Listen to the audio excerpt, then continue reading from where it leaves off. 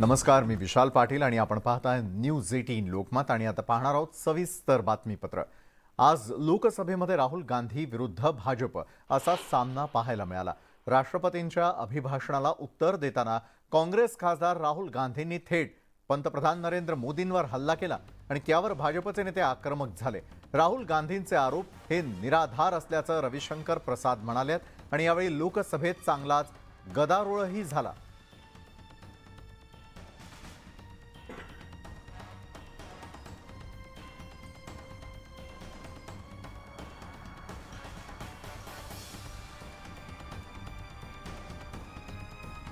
National Herald के share को किस तरह से नेहरू जी ने जो अखबार के समय चल रहा था उसका पूरा शेयर कुछ पैसों में माता जी और पुत्र के साथ बने हुए एक प्लेटफॉर्म पर दे दिया जाता है। उसके कारण जो पूरा मुंबई, लखनऊ, चंडीगढ़ की प्रॉपर्टी है वो आ जाती है उस परिवार के पास। इसे कहते हैं फैसिलिटेशन। फैसिलिटेशन ये नहीं है जो बात वो बोल रहे हैं। आणि आता बातमी आहे राज्याच्या राजकारणातली, कारण वरळीत उद्धव ठाकरेंच्या शिवसेनेचा खरं तर तो बालेकिल्ला, मात्र या बालेकिल्ल्याला काही दिवसांपासून खिंडार पडत चाललेला आहे आणि त्यातच गेल्या 2 दिवसांपासून आमदार आदित्य ठाकरेंनी सातत्याने मुख्यमंत्री एकनाथ शिंदेंना डिवचलंय आणि त्यामुळे चिडलेल्या शिंदेंच्या पक्षाकडून एकनाथ शिंदेंच्या भव्य नागरी सत्काराचं आयोजन करण्यात आलेलं आहे आणि या सत्कार सोहळ्याची जय्यत तयारी सुरू असून वरळी स्पोर्ट्स क्लबच्या मैदानावरती हा सत्कार सोहळा पार पडणार आहे। तर गेल्या कित्येक दिवसांपासून आदित्य ठाकरे हे गद्दार असं म्हणत शिंदे गटावरती टीका करतायत आणि या टीकेला मुख्यमंत्री एकनाथ शिंदे उत्तर देण्याची शक्यता व्यक्त केली जाते। त्यामुळे ते काय बोलतात याकडे सगळ्यांचं लक्ष लागून आहे।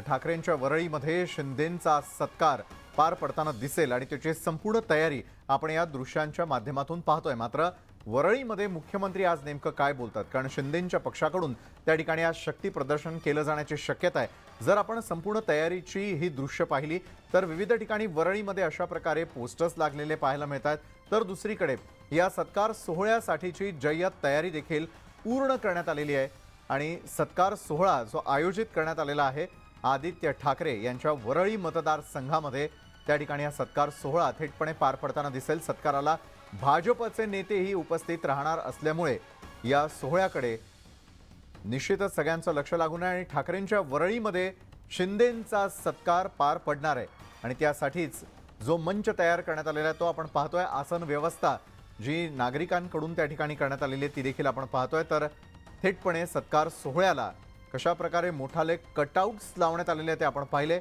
यामध्ये मुख्यमंत्र्यांचा कटआउट देखील आहे, तर दुसरीकडे राज्याचे उपमुख्यमंत्री देवेंद्र फडणवीस यांचं देखील कटआउट त्या ठिकाणी लावण्यात आल्याचं पाहायला मिळत आहे। त्यामुळे राजकीय दृष्ट्या आज होणारा हा सत्कार सोहळा राज्यातील राजकारणाच्या दृष्टीने अतिशय महत्त्वाचा पार पडताना दिसतोय। सुशोभीकरणाचं त्या ठिकाणी काम सुरू करण्यात आलेलं आहे, मंच सजवण्यासाठीची तयारी पूर्ण करण्यात आलेली आहे। तर दुसरीकडे आज मुख्यमंत्री आणि उपमुख्यमंत्री यांच्या उपस्थितीमध्ये मात्र या भव्य सत्कार सोहळ्यामध्ये काय होतं याचं देखील सगळ्यांना कुतूहल आहे। तर निश्चितच शिंदेंच्या पक्षाकडून त्या ठिकाणी शक्ती प्रदर्शन पार पडेल। सत्काराला भाजप नेत्यांची असलेली उपस्थिती देखील लक्षवेधी ठरणार आहे। तर ठाकरेंच्या वरळीमध्ये होणारा शिंदेंचा सत्कार याकडे अवघ्या महाराष्ट्राचं लक्ष लागून आहे, कारण राजकीय दृष्ट्या ही अतिशय महत्त्वाची बाब आहे। यापूर्वीच मात्र अनेक वेळा आदित्य ठाकरे यांनी दिलेलं आव्हान प्रति आव्हान याचा सिलसिला हा अजूनही सुरूच आहे। मग वरळीत लढणार की ठाण्यातून लढणार हे येणारा काळच ठरवेल। मात्र एकमेकांना देत असलेल्या आव्हान प्रति आव्हानांच्या निमित्तानं आजचा हा सत्कार सोहळा अतिशय महत्त्वाचा ठरताना दिसेल। शिंदेंच्या पक्षाकडून शक्ती प्रदर्शन त्या ठिकाणी होताना दिसेल।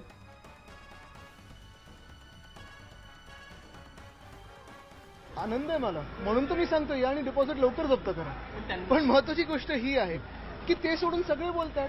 मी काल पण सांगितलेलं आहे की सोपं आहे, त्यांनी फोन करून सांगावं की आदित्य मला तिथून लढायचं नाही, संपला विषय। एवढं सगळ्यांना बोलायला लावणं वगैरे ठीक आहे, चांगलं आहे ना। तयारी सुरू असेल तर मला आनंद आहे। पहिलं चॅलेंज स्वीकारलं बघा, वेदांत फॉक्सकॉनचं चॅलेंज त्यांनी नाकारलं, ते माझ्याबरोबर चर्चा करू शकले नाहीत। डॅवोस दौऱ्यावर चर्चा करू शकले नाहीत, मुंबईच्या रस्त्यांचा घोटाळा त्याच्यावर चर्चा करू शकले नाहीत, ह्याच्यावर देखील अजून काही बोललेले नाहीत। चॅलेंज स्वीकार असतील तर आनंद आहे.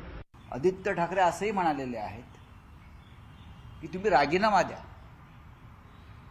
त्याने खरं म्हणजे राजीनामा देऊन वरळीत यायला हवं. मुख्यमंत्री म्हणून येऊन सगळा लवाजमा घेऊन वरळीत आपण येणार आहात म्हणजे आपले 1200 पोलीस त्या खुर्च्यांवर बसणार आणि आपले पोलीस आले की काय होतं आपल्याला माहिती आहे. 32 वर्षाच्या तरुणाला सरकार कसं घाबरतं हे आज वरळीमध्ये महाराष्ट्र पाहिलं. आव्हान तर मान्य आदित्यजी ठाकरे साहेबांना दिलेलं आहे. त्यांनी सांगितलेले आदित्यजी ठाकरे साहेबांनी की वरळीत तुम्ही या माझ्यासमोर लढा. ते आव्हान स्वीकारलं का तर नाही स्वीकारलं. काल आदित्यजी ठाकरे साहेबांनी हे सांगितलं की चला वरळीत तुम्ही येत नसाल तर मी ठाण्यात येतो, तुम्ही राजीनामा द्या, मी राजीनामा द्या, ठाण्याची निवडणूक लढवतो. हे दोन्हीही आव्हान स्वीकारले गेलेले नाही आणि म्हणून आदित्यजी ठाकरे साहेबांना वरळीत आव्हान देणं सोपं काम नाही. तर एकंदरीतच हा सत्कार सोहळा प्रत्येकाचं लक्ष वेधून घेणारा ठरताना दिसून येणार आहे. आणि त्यानंतर आता वळणार आहोत आपण पुढच्या बातमीकडे. काँग्रेसचे ज्येष्ठ नेते आणि माजी मंत्री बाळासाहेब थोरात यांनी काँग्रेस विधिमंडळ पक्षनेतेपदाचा राजीनामा दिलेला आहे आणि या राजीनाम्यामुळे काँग्रेसमधील अंतर्गत संघर्ष विकोपाला गेल्याचं दिसून येत आहे. नाशिक पदवीधर निवडणुकीनंतर हा वाद विकोपाला गेलेला आहे. सत्यजित तांबे प्रकरणावरून काँग्रेसमध्ये पटोले विरुद्ध थोरात असा संघर्ष टोकाला गेल्याचं दिसून येत आहे. आता या संघर्षावर काँग्रेस श्रेष्ठी कसा तोडगा काढणार आहे हे देखील पाहावं लागेल.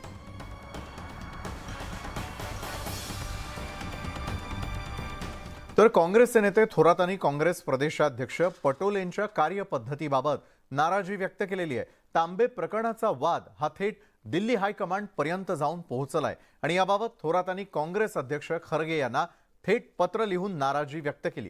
हे पत्र न्यूज 18 लोकमतच्या हाती लागलंय. तर या पत्रात नेमकं काय नमूद करण्यात आलेलं आहे पाहतोय आपण. आम्ही काँग्रेसचे निष्ठावान घराणे, आमच्या निष्ठेबद्दल शंका घेण्यात आली. नाशिक पदवीधर मतदारसंघाच्या निवडणुकीत जे काही राजकारण घडलं त्यानं दुःख झालेलं आहे, व्यथाही झालेली आहे. नाशिक मतदारसंघाच्या निवडणुकीमध्ये जो गोंधळ झाला तो गोंधळ कमी करण्याऐवजी वाढवण्याचा प्रयत्न प्रदेशाध्यक्षांकडून आणि काही काँग्रेस नेत्यांकडून झाला. माझ्या परिवाराबाबत व्यक्तिगत पातळीवरती टीका टिप्पणी झाली. माझ्याबद्दल मनात इतका राग असेल तर मी प्रदेशाध्यक्ष सोबत काम कसा करू?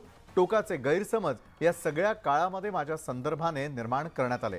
काँग्रेसच्या विचारानंच मी आजवर राजकारण केलं आणि हाच विचार मी पुढे घेऊन जाईल असं बाळासाहेब थोरातांनी या पत्राद्वारे आपली खतखत व्यक्त करताना म्हटलंय. आमच्याकडे कुठलाही त्यांचा राजीनामा आलेला नाही. त्याच्यामुळे मी तेच म्हणलं ना, तुम्ही जे हवे जे आमच्या काँग्रेसच्या बद्दल फार चिंता. मी आज मीडियातही पाहत होतो, प्रिंट मीडियातही पाहत होतो. त्यांचे पत्र व्हायरल होत आहे, ते राजीनामा देत आहेत. मला ते दाखवा ना. मला आम्ही तुम्हालाच प्रश्न विचारतोय की ते पत्र दाखवा, असेल तर दाखवा. दुर्दैवी बाब आहे. बाळासाहेब तसे एक काँग्रेसचे मोठे ज्येष्ठ आणि संयमी नेते आहेत आणि त्यामुळे नेमकं याच्या मागचं कारण काय हे समजल्याशिवाय प्रतिक्रिया देणं उचित नाही आहे. पण बाळासाहेब आमचे एक सहकारी आहेत आणि संयमी नेते आहेत. नेमकं काय घडलं याची माहिती घ्यावी लागेल. नाही, तो राजीनामा आहे का काय आहे, पत्र आहे, हे अजून माहिती नाही आहे. त्यांच्याशी कोणाशी बोलणं झालं नाही अजून. मी काल अध्यक्षांच्या बरोबर होतो पुण्यात, तर त्यांनाही माहिती नाही. त्यामुळं त्याच्यावर रिॲक्शन देणं काही योग्य नाही. हे टेम्पररी असतं. असं आता सगळं ठीक होईल, तर काळजी करण्याचं कारण नाही. दरम्यान नाना पटोले दिल्लीला जाणार असल्याची बातमी समोर येत होती, पण नाना पटोलेंनीच या बातम्यांना पूर्ण विराम दिलेला असून मी दिल्लीला जाणार नसून पुण्याला जाणार असल्याचं त्यांनी म्हटलंय. उद्या तुम्ही दिल्लीला जाणार आहात? नाही, कोणी सांगितलं? मी इकडेच आहे. मी आता इथून पुण्याला जाणार आहे. पुण्याला निवडणूक लागलेली आहे, त्याचं काल फॉर्म भरून आलेलं. असं कुठेही दिल्लीला जाण्याचं काही कारण नाही. दरम्यान अजित पवारांनी बाळासाहेबांच्या राजीनाम्याच्या वृत्तावरती शिक्कामोर्तब केलंय. बाळासाहेबांशी फोनवरून चर्चा झाली असता त्यांनी राजीनामा दिल्याचं सांगितल्याचं अजित पवारांनी म्हटलंय.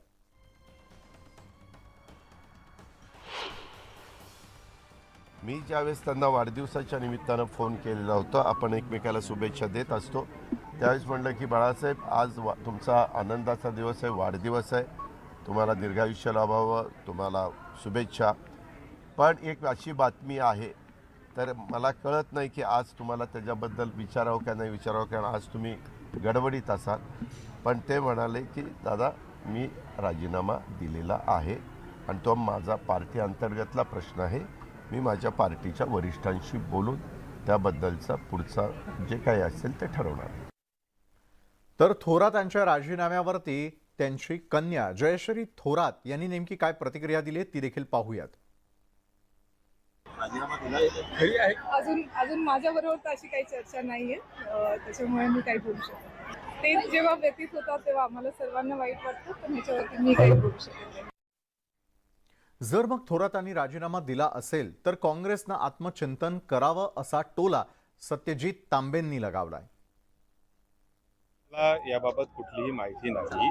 मी साहेबांशी माझा कुठलाही संपर्क या ठिकाणी झालेला नाही, त्यामुळे मला माहीत नाही. परंतु जर खरंच त्यांनी काही पत्र लिहिलं असेल किंवा जर हे सगळं जर घडलं असेल तर मला असं वाटतं की काँग्रेस पक्षाने याच्यात आत्मचिंतन केलं पाहिजे की अशा ज्यांनी 100 वर्ष पक्षाबरोबर एकनिष्ठतेने राहिलेले जे परिवार आहेत अशा लोकांवर ही वेळ का येते आहे याचं कुठंतरी आत्मपरीक्षण काँग्रेस पक्षाच्या वरिष्ठ नेत्यांनी केलं पाहिजे. चिंचवड विधानसभा पोटनिवडणुकीमध्ये अर्ज भरण्याच्या शेवटच्या दिवशी मोठा ट्विस्ट पाहायला मिळाला. महाविकास आघाडीकडून राष्ट्रवादीनं नाना काटे यांना उमेदवारी जाहीर करताच इच्छुक उमेदवार राहुल कलाटे यांनी उघड नाराजी व्यक्त केली आणि थेट अपक्ष अर्जच दाखल केला. अर्ज दाखल करण्याच्या अखेरच्या क्षणी राष्ट्रवादीचे नाना काटे आणि राहुल कलाटे आमने सामने सुद्धा आल्याचं चित्र पाहायला मिळालं आणि त्यामुळे चिंचवडमध्ये भाजपच्या अश्विनी जगतापान विरुद्ध राष्ट्रवादीचे नाना काटे आणि अपक्ष राहुल कलाटे अशी तिरंगी लढत पाहायला मिळण्याची शक्यता आहे. राहुल कलाटे निवडणुकीच्या मैदानामध्ये उतरल्यास महाविकास आघाडीला फटका बसण्याची शक्यता वर्तवण्यात येते आणि त्यामुळे राष्ट्रवादीसह महाविकास आघाडीचे नेते कलाटेंचं मन वळवून त्यांना उमेदवारी अर्ज मागे घेण्यास भाग पाडणार का हे येत्या काही दिवसात स्पष्ट होईलच. नाही, असं वाटलं होतं की अजितदादा जनभावनेचा आदर करतील, परंतु त्यांच्याकडनं बहुतेक त्यांना पिंपरी चिंचवड शहर आजपर्यंत कळलं नाही हे काल जाणवलं. अर्थात, परंतु ते म्हणतात की उद्धव ठाकरेचा त्यांना पाठिंबा त्यांच्या उमेदवाराला. शिवसैनिक माझ्याबरोबर आहेत. अर्थातच. आणि आता तुम्ही उमेदवारी अर्ज दाखल करून ही निवडणूक लढणार यावर ठाम. हो. चिंचवड मतदारसंघामध्ये आम्ही महाविकास आघाडीच्या माध्यमातून काम करणार आहोत. नक्कीच येणाऱ्या काळामध्ये या ठिकाणी महाविकास आघाडीचा जो मला आज उमेदवारी डिक्लेअर झाली, आम्ही चांगलं काम करू. येणाऱ्या काळात महाविकास आघाडीचंच या ठिकाणी काम होईल. तर कशा प्रकारे असेल ही तिरंगी लढत यावरती एक नजर टाकूया. तर यामध्ये भाजपच्या उमेदवार अश्विनी जगताप, राष्ट्रवादीचे उमेदवार नाना काटे आणि अपक्ष उमेदवार राहुल कलाटे अशा प्रकारे चिंचवडमध्ये ही तिरंगी लढत पाहायला मिळणार आहे. तर दुसरीकडे कसब्यातही तिरंगी लढत असेल, कारण भाजपचे उमेदवार हेमंत रासने, महाविकास आघाडीचे उमेदवार रवींद्र धंगेकर आणि अपक्ष उमेदवार बाळासाहेब धाबेकर यांच्यामध्ये कसब्यात ही तिरंगी लढत होईल.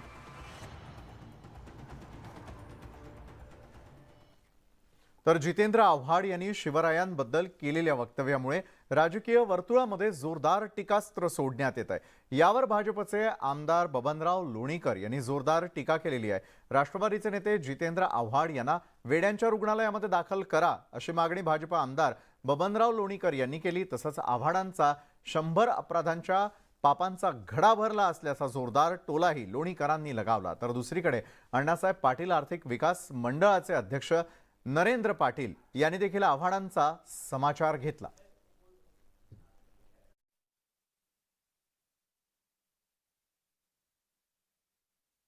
जितेंद्र आव्हाड कुठल्या नशेमध्ये बोलले, त्यांच्या डोक्यावर परिणाम झाला आहे का? विनाशकाले विपरीत बुद्धी. जितेंद्र आव्हाडांचे शिशुपाळाप्रमाणे 100 अपराधाचा पापाचा घडा भरला आहे. बेताल बडबड करू नका, तर महाराष्ट्रातली जनता तुम्हाला बदडून काढेल. तुम्हाला रस्त्यावर फिरता येणार नाही. हे पिसाळलेले आहेत, कारण त्यांच्या मतदारसंघामध्ये भोग्यांचा आवाज इतका वाढलेला आहे, ते स्वतः कोण आहेत हे विसर पडलेला आहे. आता जे जितेंद्र आव्हाड बोलतायत तर त्यांचे जे बापदादे आहेत, त्यांच्या जे पक्षाच्या प्रमुखांची हीच भूमिका आहे का? शरद पवारांची हीच भूमिका आहे का? तुर्की आणि सिरियामध्ये भूकंपानं अक्षरशः हाहाकार माजवलेला आहे. भूकंपामध्ये आतापर्यंत 4,000हून अधिक लोकांचा मृत्यू झाल्याची माहिती आहे आणि यानंतर आता जगभरातून तुर्की आणि सिरियाला मदतीचा ओघ सुरू झालाय. भारतानंही मदत आणि बचाव कार्यासाठी NDRFच्या टीम तुर्कीला पाठवल्यात. भारताचं विमान अडान विमानतळावरती उतरलेलं असून NDRFची 2 पथकं, प्रशिक्षित श्वान पथक आणि आवश्यक उपकरणं तसंच जीवनावश्यक वस्तूंचा साठा भारतातून तुर्कीमध्ये पोहोचलाय आणि यासोबतच भारताची पॅरामेडिकल टीमही तुर्कीला दाखल झाली आहे. हवामान बदलामुळे शोध आणि बचाव कार्यात अडथळे येत आहेत, तर भारतानं तुर्की आणि सिरियातील भूकंपग्रस्तांना मदतीचा हात दिलाय. पंतप्रधान मोदी यांनी भूकंपामध्ये मृत्यू झालेल्या लोकांबद्दल शोक व्यक्त केला, तर पंतप्रधान नरेंद्र मोदी यांनी तुर्कीतील भूकंपात नुकसान झालेल्यांना शक्य होईल ती मदत करणार असल्याचं म्हटलंय.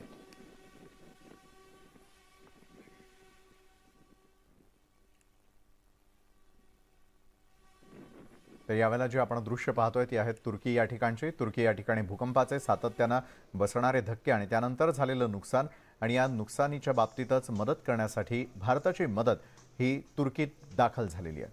ब्रेक नंतर आपल्या सगळ्यांचं पुन्हा एकदा स्वागत. मादक आणि आपल्या डान्सनं अनेकांच्या मनावरती राज्य करणारी बेली डान्सर म्हणजे नोरा फतेही.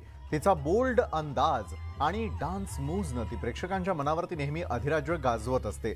तर 6 फेब्रुवारी रोजी नोराचा वाढदिवस होता आणि ती वाढदिवस साजरा करण्यासाठी थेट दुबईला गेलेली होती.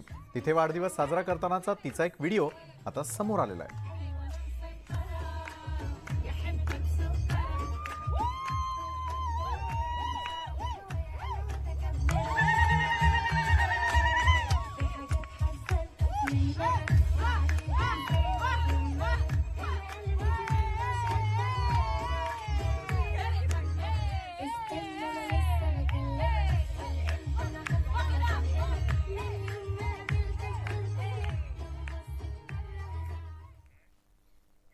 तर या बातमीपत्रामध्ये वेळ झाली. इथंच थांबण्याची. ताज्या घडामोडींसाठी पाहायला विसरू नका News 18 लोकमत.